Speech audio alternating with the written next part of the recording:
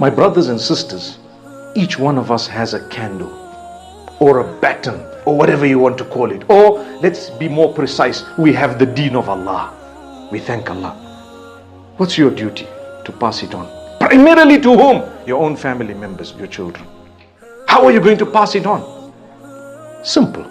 If you're dedicated and determined and you have the help of Allah and you constantly seek the help and guidance of Allah, as we say, ihdina sirat al-mustaqim 17 times or more a day, I promise you, my beloved brothers and sisters, we become conscious of it. And then we enjoy. Because the children are there. Do you know there are people who don't want their children to mix at all in society and community, because they believe that the minute you're going to mix, you're going to get bad habits that are going to develop within you. We have a small problem there too, because when you're not there, those kids are going to have to mix with society. At some point, they're going to swim in the deep end. You're going to have to get them exposed to something. Teach them how to deal with the negatives. Don't remove them totally from it, because they are going to need to deal with it. I used to say when I was a little bit younger that, you know what?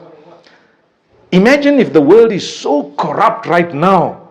We fear, how will our children cope? Right? We got to hustle and we got to do so many things and we got to navigate through the corrupt world and so dangerous. What's going to happen to our children? Isn't that the worry of the parents?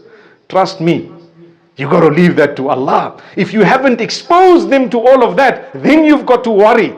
When I say expose with the intention of assisting them to cope and to know how to deal with, not expose in order for them to dive into. There's a difference. My brothers and sisters, this world belongs to Allah. He created everything that's here. And so He knows what's going on. He wants us to stand up and rise to the challenge. Rise to it. Don't lose hope. Don't become despondent. I promise you, we all say the world's become a bad place. Sign of Qiyamah. Qiyamah is near. Yes, those statements are true, but I want to tell you, there is hope in the mercy of Allah. Look at the masjid, how full it is. Look at where it is. Look at how it looks. As I was coming here, I just heard a little bit more about the masjid, that they managed to pay what X, Y, and Z, and they managed to do that. And I said, that is the deen of Allah. It is alive. Here are the mu'mineen. We are alive. We are here. We have a concern. Today I'm talking. Everyone is listening. It's for me and for you. Don't we feel, yes, correct, I need to do a little bit of what was said today. May Allah grant us that goodness.